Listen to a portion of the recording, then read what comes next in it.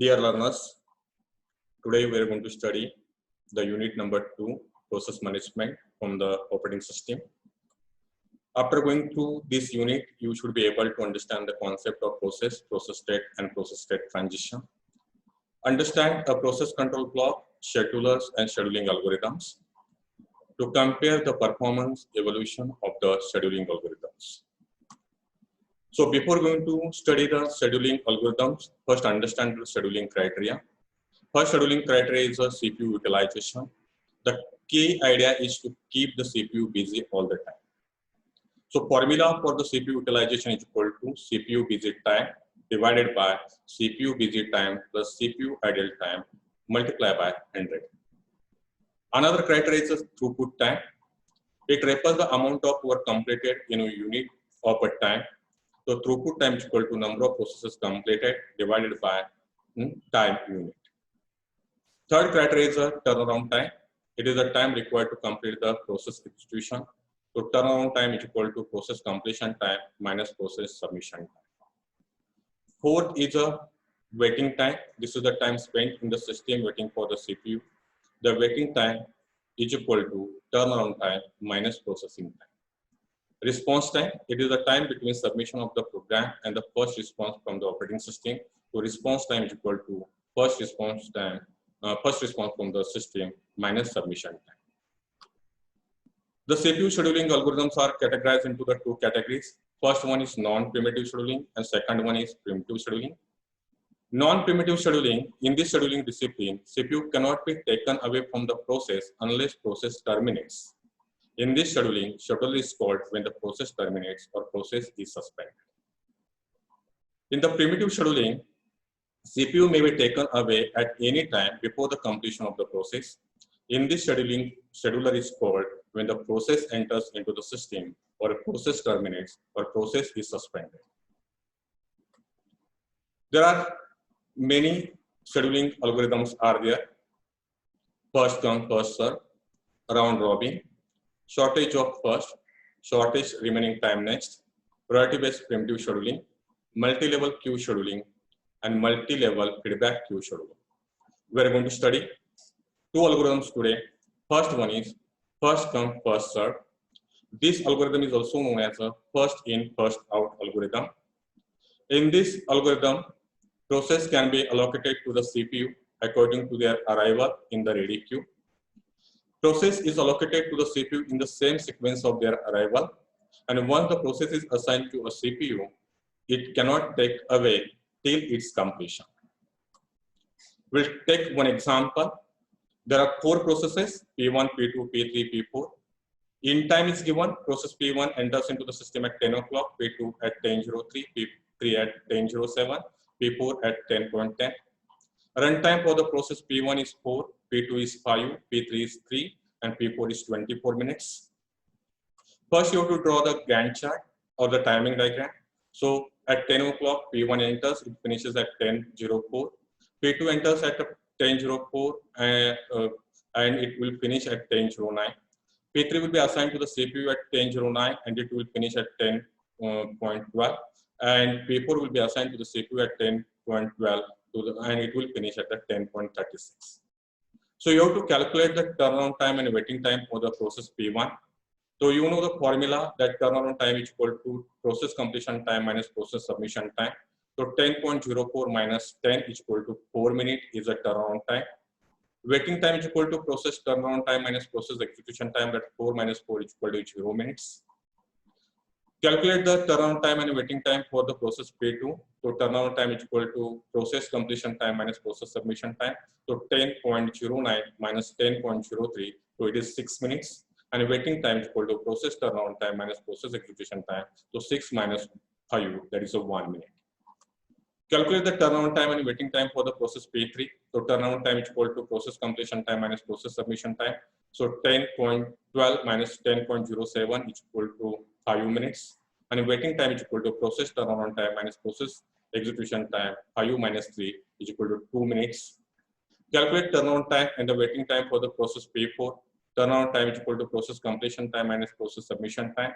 So 10.36 minus 10.10, that is 26 minutes. and waiting time is equal to process turnaround time minus process execution time. So 26 minus 24, that is 2 minutes.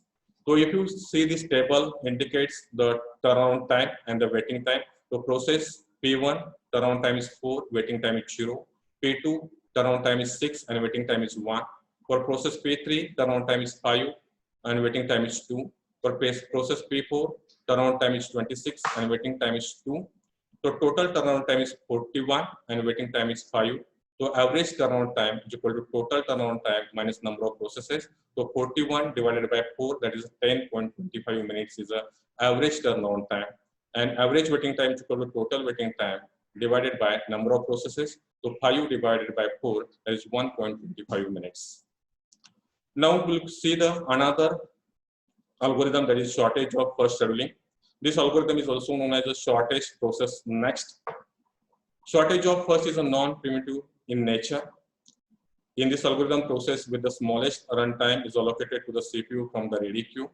This algorithm is good for the processes with the less execution time. We'll take the example. So there will be 4 processes, P1, P2, P3, and P4. In time is given 10, 10.02, 10.05, and 10.08.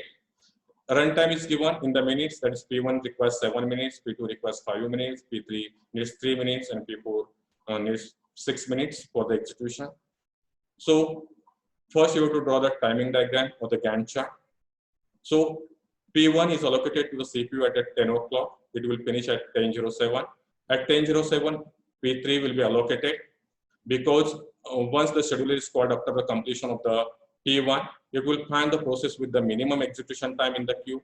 So P2 is having the 5, P3 is having the 3, and P4 is having the 6. So P3 is having the minimum execution time. So at 10:07, P3 is allocated to the CPU. It will finish at 10:10. When the scheduler is called at 10:10, it will find the processes with the minimum execution time in the ready queue. So P2 is having the 5 and P4 is having the 6. So we can assign the P2 to the CPU because it is having the minimum execution time. So P2 is allocated at 10.10 and it will finish at 10.15. Once the scheduler is called at 10.15 after the completion of the process, that is P2, we will find that there is only one process in the ready queue, that is P4. So P4 is allocated to the CPU and it will start at 10.15 and it will finish at the 10.21. So you have to calculate the turnaround time and the waiting time for the process P1. So turnaround time is equal to process completion time minus process submission time. So 10.07 minus 10, that is 7 minutes. Waiting time is equal to process turnaround time minus process execution time. So 7 minus 7, it is going to be 0. Then calculate the turnaround time and waiting time for the process 2. Turnaround time is equal to process completion time minus process submission time. So 10.15 minus 10.02. So 13 minutes is a waiting turnaround time for the process P2. Waiting time is equal to process turnaround time minus process execution time.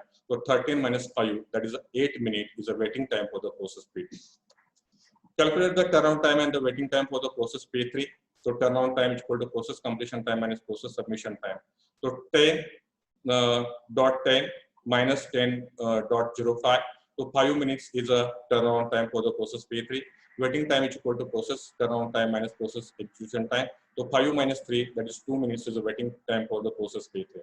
Calculate the turnaround time and waiting time for the process P4. So turnaround time is equal to process completion time minus process submission time. So it is 10.21 minus 10.08. So 13 minutes is a waiting time, turnaround time for the process P4. And waiting time is equal to process turnaround time minus process execution time. 13 minus 6, that is 7 minutes is a waiting time for the process P4. So in this table, we have shown that with turnaround time and the waiting time of each process. So P1, 7 minutes of the turnaround time, 0 minutes of the waiting time. P2, 30 minutes of the turnaround time, 8 minutes of the waiting time. P3, 5 minutes of the turnaround time and 2 minutes of the waiting time. P4, 30 minutes of the turnaround time and 7 minutes of the waiting time. So total turnaround time is 38 and total waiting time is 17. So average turnaround time is equal to total turnaround time divided by the number of processes. So 38 divided by 4, that is 9.50 minutes. And average waiting time is equal to total waiting time divided by the number of processes. So 17 minus 4, that is 4.25 is a minimum, that is a 4.25 minutes is a average waiting time. So this is a quiz time. Dash dash is the time required to complete the process execution. Throughput refers to the amount of work completed in a dash dash. Dash dash scheduling discipline CPU may be taken away at any time before the process terminates. Dash dash algorithm is good for the process with the less execution time, and shortage of first is dash dash in nature. So these are the answers. Turnaround time is the time required to complete the process execution. Throughput refers to the amount of work completed in a unit time. Primitive scheduling discipline CPU may be taken away at any time before process terminates. Shortage of first algorithm is good for the processes with the less execution time, and shortage of first is a non-primitive in nature. So these are the answers. These are the references for your further study. So thank you very much. We'll stop it here today.